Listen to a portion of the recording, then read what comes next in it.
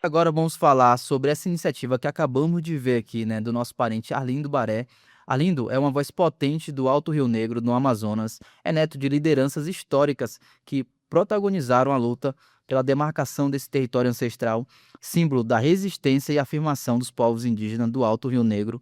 Atualmente, Arlindo é estudante de engenharia elétrica na Universidade Estadual de Campinas. É uma das principais lideranças do movimento estudantil indígena no Brasil, viu? É, gente, não para por aí não, viu? O Arlindo, ele é coordenador e cofundador, né, da União Plurinacional dos Estudantes Indígenas do Brasil, que é a UPEI. E também é uma organização que representa estudantes indígenas em cursos de graduação e pós-graduação em todo o país. E ele atuou também, pessoal, como vice-presidente do Instituto Nacional de Pesquisas e Pesquisadores Indígenas, a INPPEI. É isso aí, Arlindo. Seja bem-vindo, parente. Seja bem-vindo, parente. Obrigado, Tucumã Pataxó, obrigado, Samela. É muito honrado estar dividindo essa tela com pessoas tão potentes, que são referências aí na comunicação indígena, provavelmente inspiram muitos jovens estudantes indígenas de todo o Brasil, por que não da América Latina.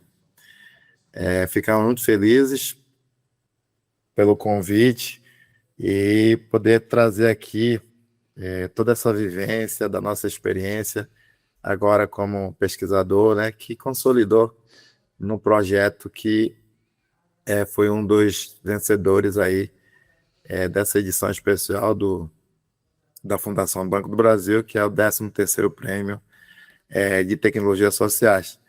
A gente pôde levar a nossa experiência, e essa experiência muito concreta, né, que é uma proposta do, do evento do Banco do Brasil, né? E mais do que isso, acho que esse protagonismo ele se inicia exatamente porque a gente está nesses espaços do movimento. Eu falo que a minha primeira formação é o movimento indígena, e aí com esse olhar mais crítico, com esse olhar um pouco mais de responsabilidade mesmo e de inquietação, a gente busca a partir da nossa área de conhecimento, que hoje eu considero muito recentemente espaços que estão ocupados por indígenas, né, que são as áreas de engenharia, exatas, tecnológicas, mas que a gente precisa proporcionar esse diálogo das ciências, que eu acho que uma das principais, eu diria assim, um dos principais diálogos necessários nesse contexto atual, porque a gente, a partir da nossa experiência, a gente entende que está promovendo aí um debate, né, sobre a crise e a emergência climática. E nasce daí essa inquietação de como que, né, a partir dos dados que a gente foi buscar, que tinha mais de 1 milhão de pessoas ainda sem energia elétrica no Brasil, considerando, né, territórios indígenas, chegar a uma conclusão de que 75% dos territórios indígenas estão dentro desse percentual de 1 milhão de pessoas que ainda não têm energia elétrica para poder aí, como eu sempre falo, né, ter esse acesso e possibilitar outros acessos. E nesse sentido, a gente apresentou a tecnologia, né, e a tecnologia foi bem aceita, né, pelos jurados, pelas pessoas que votaram, e a gente entendeu esse reconhecimento como algo muito importante. Tão importante que a gente está muito ousado em dizer que hoje a gente tem total capacidade de discutir a transição energética na perspectiva do movimento dos povos indígenas com muita, eu diria assim, com muita propriedade. O que seria essa transição do ponto de vista dos povos indígenas? E aqui fica, né, uma provocação também para o movimento indígena, como que a gente possibilita esse debate de uma forma mais ampliada a partir das boas práticas, dessas experiências como a nossa, que provavelmente em algum momento, em algum lugar, já tenha parentes também atuando, discutindo a transição energética nos seus territórios, né? E aí é muito importante pensar que a nossa presença é, nessas áreas de conhecimento também tem uma grande responsabilidade. Falo isso como pesquisador, falo isso como é, alguém que tem atuado em frente ao movimento estudantil em âmbito nacional. A gente agora está nesse âmbito da pesquisa, mas também é muito crítico, muito atuante para pensar a partir da ciência, da pesquisa, como que eu dialogo com o meu povo, como é que eu dialogo com o meu território, para poder pensar uma transição energética justa, né, limpa e que eu consiga, a partir disso, promover um debate que está sendo, eu diria assim, um debate mundial, que é promover a justiça climática. Não, você já meio que respondeu. Trazer aqui essa possibilidade de falar com vocês, levar um pouco dessa nossa experiência é muito, muito, muito importante, né? Pode não só inspirar futuros pesquisadores indígenas, mas também vai possibilitar a gente chegar para mais pessoas, considerando que vocês têm um público gigante, esse público não é só indígena, né, como não indígenas, e dizer aqui que a nossa experiência, né, para além desse prêmio, que pode possibilitar concretizar uma etapa do nosso projeto, mas a gente já deixa aqui também, né, não só um agradecimento, mas também a divulgação do nosso projeto, que a gente sabe que essa tecnologia, né, do homem branco, né, dialogando com a tecnologia dos nossos povos no nosso território, ele acaba tendo, né, eu diria assim, o valor de subsídio um pouco alto por ser tecnologias que muito recentemente também foram sendo desenvolvidas.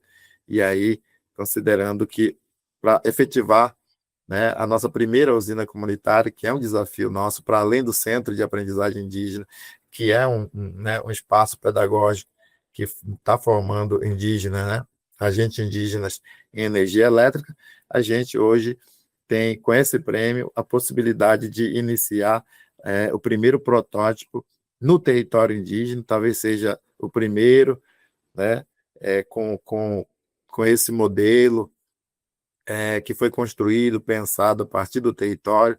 Viemos do território, né, ingressamos na universidade, voltamos ao território, construímos, dialogamos para poder chegar nesse projeto. Então, todo esse processo ele traz uma participação direta dos povos indígenas, e com isso a gente entende que a gente está dialogando, entregando uma tecnologia que respeita todas as formas de viver dos povos indígenas, mas que, de alguma maneira, ele tem a possibilidade de, né, de fato, levar ali algo que contempla os povos indígenas dentro da sua necessidade energética. Então, esse é o primeiro momento, né, um resumo aí do nosso projeto, e a gente fica muito feliz pelo convite aí, né, de vocês, e principalmente de ver vocês que, né, particularmente, eu sempre admirei essa grande capacidade de trazer, a partir da comunicação, informações para os nossos povos. É claro que quando a gente fala do nosso território, né, temos aí estatisticamente parentes indígenas que ainda não têm acesso à internet, portanto, ainda não vão conseguir conhecer o Tucumã, a Sâmela, mas a gente está trabalhando para isso, para democratizar não só né, a energia elétrica, mas a partir dessa democratização possibilitar de fato outros acessos, educação, economia, né, fortalecimento cultural, né, letramento digital, né? Então temos tantos M's, né, eu diria assim, possibilidade do simples fato de ter energia 24 horas no território. Mas é isso aí, parente. Na verdade, a gente também fica muito feliz, né, de estar nesse momento assim tão importante da história do Centro de Aprendizagem. E inclusive também temos algumas perguntas para você aqui agora, para a gente poder já trazer mais informação para quem está nos escutando e assistindo também. Você que não está assistindo, a gente está apenas pelo áudio, confere lá no YouTube, né? No YouTube você pode estar vendo a gente, vai ver o Arlindo também, enfim, pode estar. Inclusive também vamos passar alguns vídeos aqui, você pode estar observando e conferindo mais ainda. Meu parente, A premiação da Fundação Banco do Brasil é um marco muito importante, né? Além de reconhecimento, como que esse prêmio pode fortalecer e expandir ações do Centro de Aprendizagem Indígena do Rio Negro, especialmente em formação e capacitação de jovens indígenas? Como que esses jovens podem estar se capacitando a partir dessa premiação, a partir do centro, na verdade? O centro ele já tem 74 parentes indígenas ou não indígenas formados, né, como agentes indígena em energia elétrica. O que a gente tem visto é essa possibilidade de o parente indígena ter essa autonomia de fazer manutenção e gestão dessas tecnologias que anteriormente, né, pesquisando, investigando outros projetos, acabaram não, eu diria assim, tendo essa sensibilidade de pensar que, primeiro, para eu implantar um projeto dentro do território, eu preciso formar pessoas, né, capacitar pessoas, dar continuidade a essa formação para garantir que esses projetos eles se mantenham ali, mas também, né, a partir da sua consolidação, ele tem uma durabilidade, de fato, né, para dar um retorno ali de forma longínqua, né, para o território e para os nossos parentes no território. Mas o que é mais gostoso de ter trabalhado, né, e criado o centro de aprendizagem é que ele foi pensado em conjunto a partir da Assembleia dos Jovens Indígenas do Rio Negro, que, né, trouxeram para a gente eu diria assim, toda essa energia para começar a pensar o centro de formação, né, o centro de aprendizagem indígena do Rio Negro. E dentre essas 74 pessoas, muitos deles já estão, inclusive, fazendo dimensionamento energético, né, fazendo esse trabalho de buscar a necessidade energética no seu território, e a partir dessas informações a gente entende também, faz o mapeamento da necessidade energética dos 23 povos lá do território. E, por outro lado, muitos deles estão adentrando no mercado de trabalho lá, né? Lá em São Gabriel, por exemplo, é uma cidade, né, com uma população indígena de quase 97%, mas também tem ali um mercado que necessitava desses profissionais, e esse mercado está absorvendo esses profissionais a partir da nossa formação. E aí o jovem começa a ter uma perspectiva também dentro do mercado de trabalho, abre portas a partir dessa formação, e muito mais que isso, né? Alguns dos jovens que foram formados estão atuando como gestores de algumas usinas importantes no território, né? E aí isso nos dá muito orgulho, e isso também inspira outros jovens que estão, de fato, esperando muito a terceira formação, provavelmente agora vai ser em julho. A gente convida a rádio, né, a Rádio dos Povos a acompanhar a terceira formação, posterior, né, a esse prêmio. Acho que vai ser muito significante, simbólico, mas mais do que isso, acho que com a ajuda de vocês, né, com a divulgação, a partir do trabalho de vocês, a gente consegue dizer também que a gente pode levar esse protótipo, levar esse modelo de formação, né, que foi pensado, foi criado por estudantes indígenas, pesquisadores indígenas. A gente pode, como disse a própria, né, Fundação Banco do Brasil, a gente pode replicar esse modelo de centro de aprendizagem em todos os biomas brasileiros, né? Então, se a gente conseguiu colocar num lugar tão longe, né, que é São Gabriel, né, pensando que a logística ali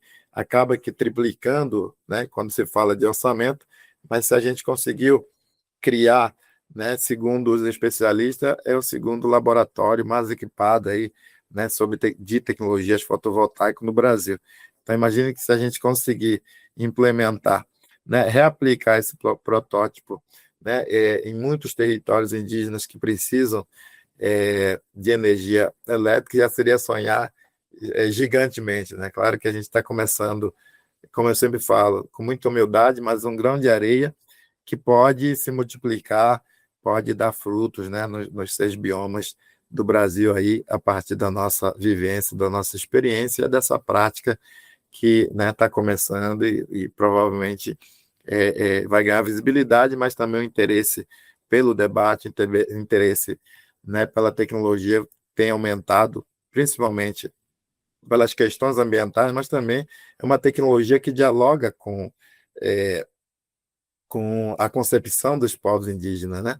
A gente não vai ser também hipócrita em dizer que essa tecnologia não polui, não agride e tal, mas é uma das tecnologias que menos polui, menos agride, portanto, dentro da escala do que seria uma tecnologia sustentável, renovável e limpa, as tecnologias fotovoltaicas elas são o que se aproxima de fato desse conceito de vida dos povos indígenas, que é não destruir, não poluir, não degradar.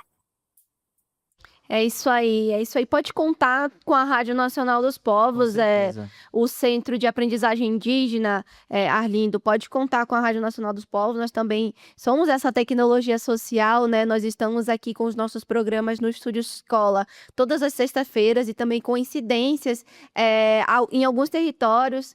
E pode contar com a gente também na divulgação do projeto do Centro de Aprendizagem Indígena do Rio Negro. E você estava falando, Arlindo, também sobre os jovens, né?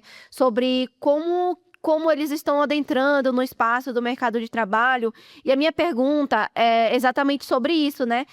Como que o Centro de Aprendizagem do Rio Negro, ele busca empoderar os nossos jovens com oportunidades educacionais e tecnológicas?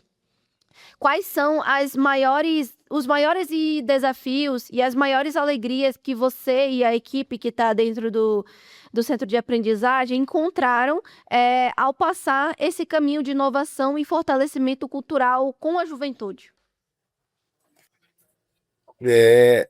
Quando fizemos as consultas, né, a gente teve, acho que um diferencial muito grande do projeto foi exatamente respeitar os protocolos de plano de vida dos territórios, né, que são os planos de gestão territorial. E fizemos o primeiro momento, né, essa consulta livre, prévia e mais ou menos informada, porque a gente tem essa preocupação de que consultar, né, de forma informada é consultar com alguém que tenha familiaridade com aquela informação.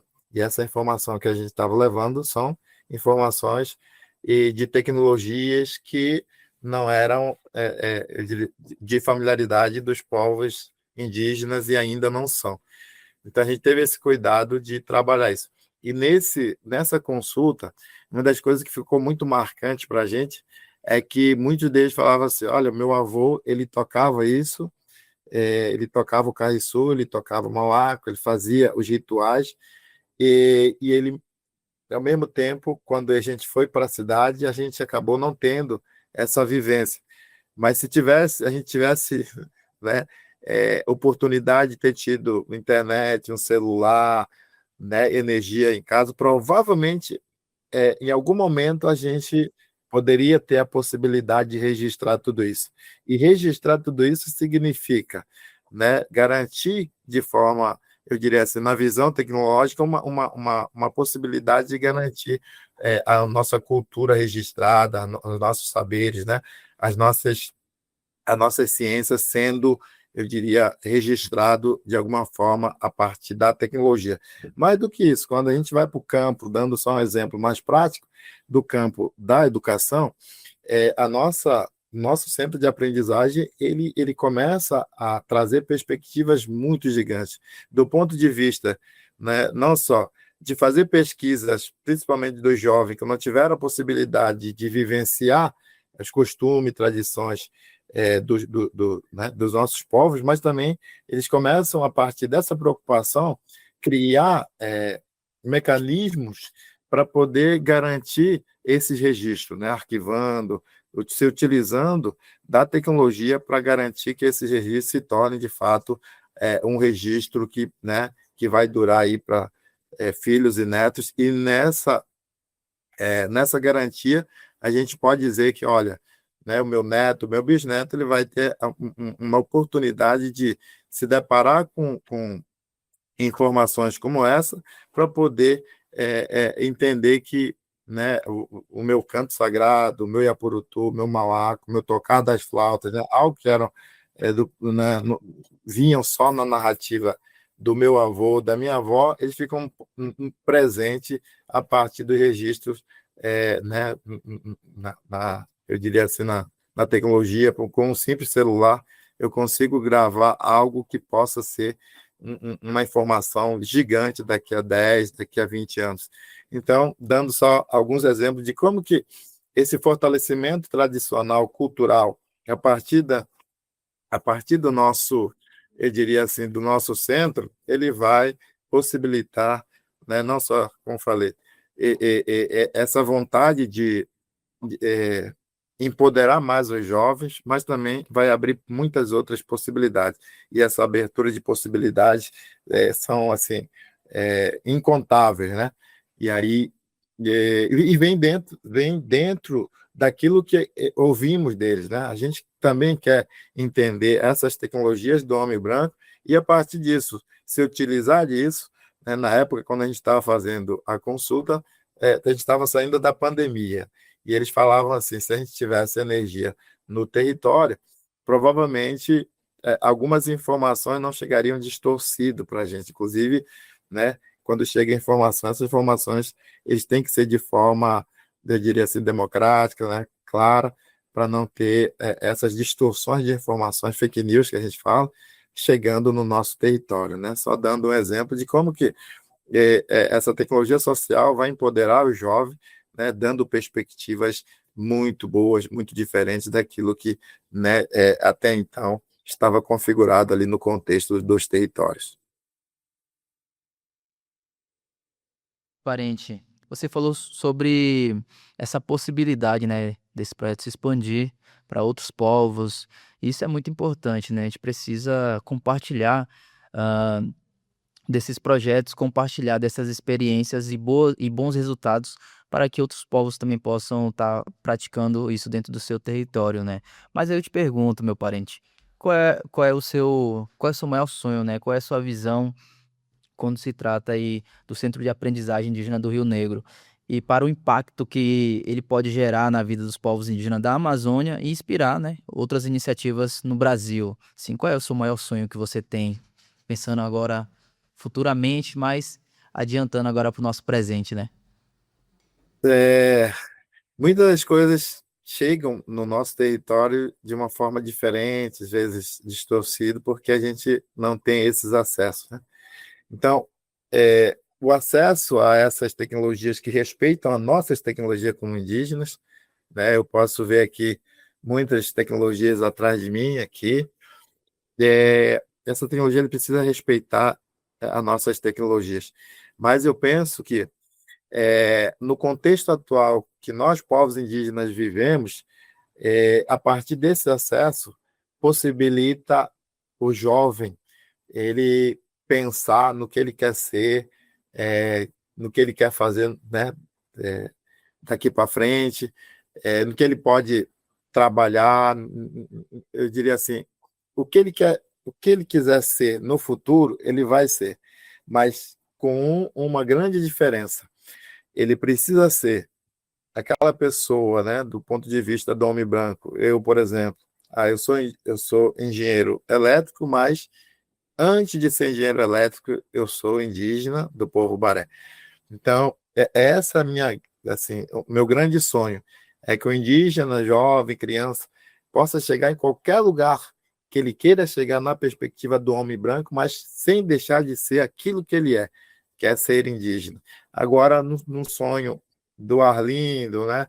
Meu sonho sempre foi levar energia elétrica para os parentes que não têm. Porque eu vim do território que eu perco meu pai e minha mãe com 5 anos, né? E aí eu indagando o meu avô, ele disse que se ele era o pajé do nosso povo, eu falava por que você não salvou, né, minha mãe e meu pai, já que você é nosso pajé. Ele falou, não, eu não pude salvar o teu pai nem a tua mãe, porque a malária, na época da pandemia da malária, não é uma doença nossa, é doença do homem branco. Portanto, para a gente criar um mecanismo né, de combate a essa doença, ele precisaria de muito tempo para poder entender a doença e começar a criar remédios, né, assim, medicinas tradicionais para combater isso. E aí vem para cá, né, para o nosso para 2019. Quando eu chego na universidade em 2019, vem a pandemia da Covid-16. E a mesma realidade que eu tive, né, a mesma preocupação de perder pai, de perder vidas no nosso território aconteceu nos lugares que não tinha energia elétrica para poder fazer esse transporte da vacina, né, para conservar a vacina do ponto de vista eu diria assim, de garantir que essa vacina chegue nos territórios mais longínquos, né? Mas acho que esse é o meu maior sonho, que todos né, as pessoas não só indígenas, não indígenas, porque no mapeamento que fizemos tem ribeirinhos, tem quilombolas que ainda não têm acesso 24 horas de energia.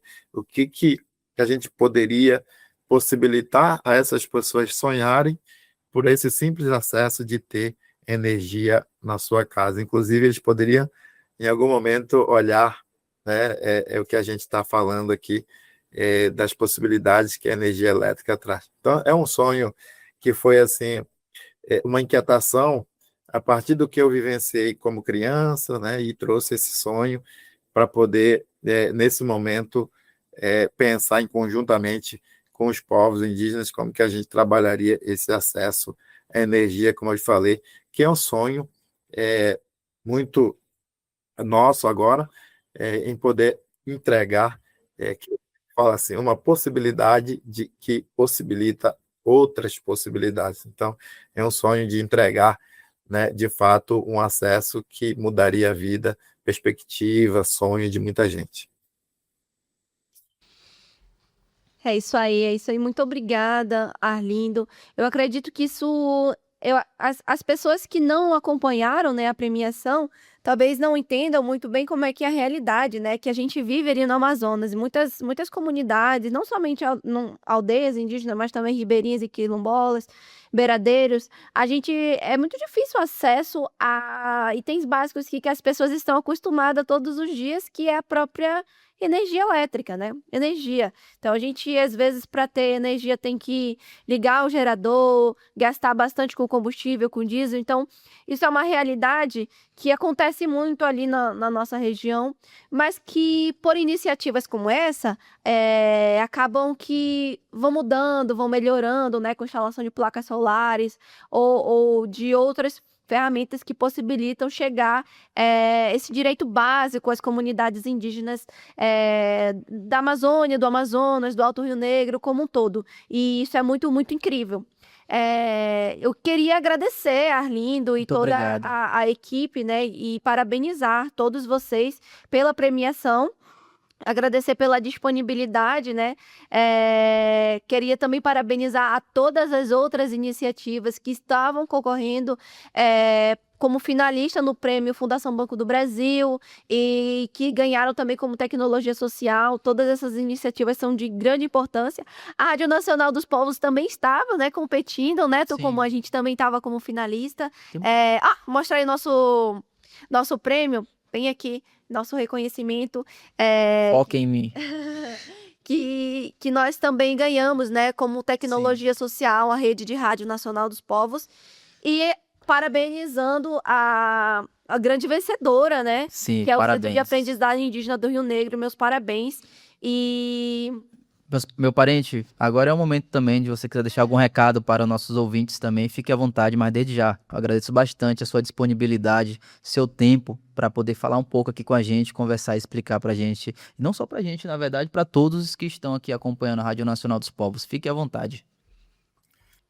Primeiro, parabenizar, e a gente fica muito orgulhoso porque eu diria que não somos vencedores, somos todos vencedores pela grandiosidade dos projetos que foram apresentados, e são projetos concretos, né, que estão mudando vidas, que estão contribuindo com essa tecnologia social de forma concreta.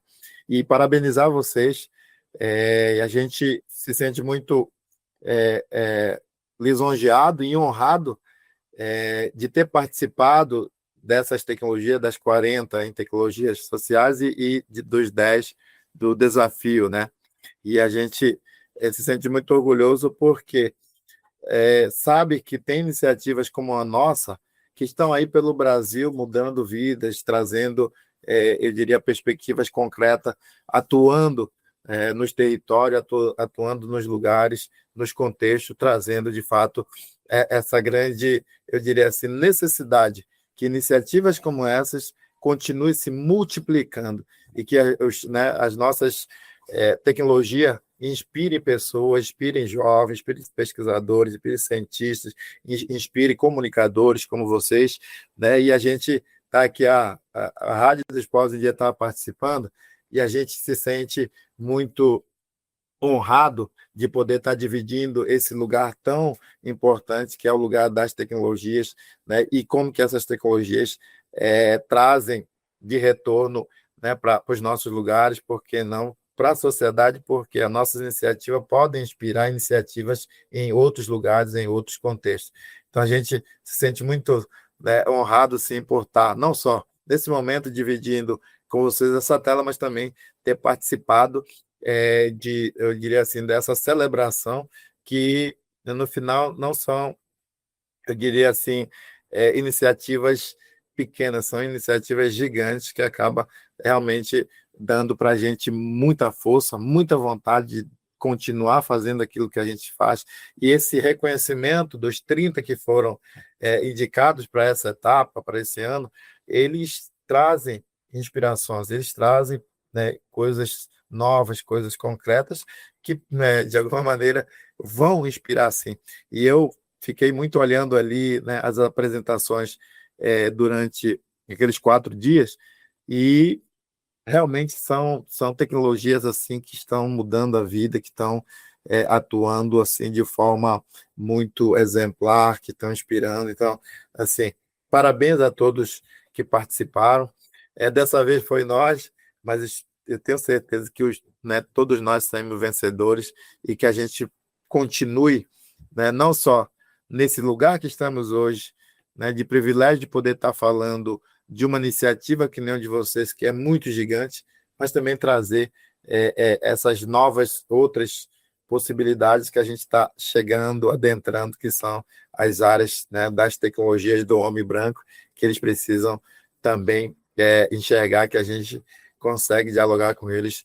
Talvez esse é um grande desafio, fazer esse diálogo das tecnologias para poder levar esse, né, como bem disse a Samela, esse esse bem básico, né, para as pessoas que ainda não têm.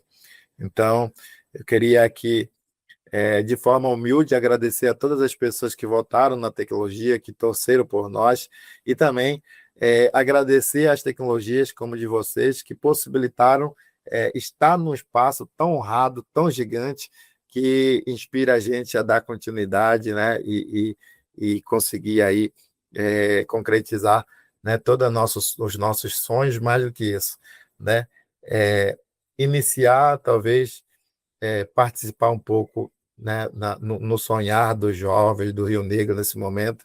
Espero que a gente consiga expandir, né? A gente já está com o diálogo para expandir em âmbito do Amazonas.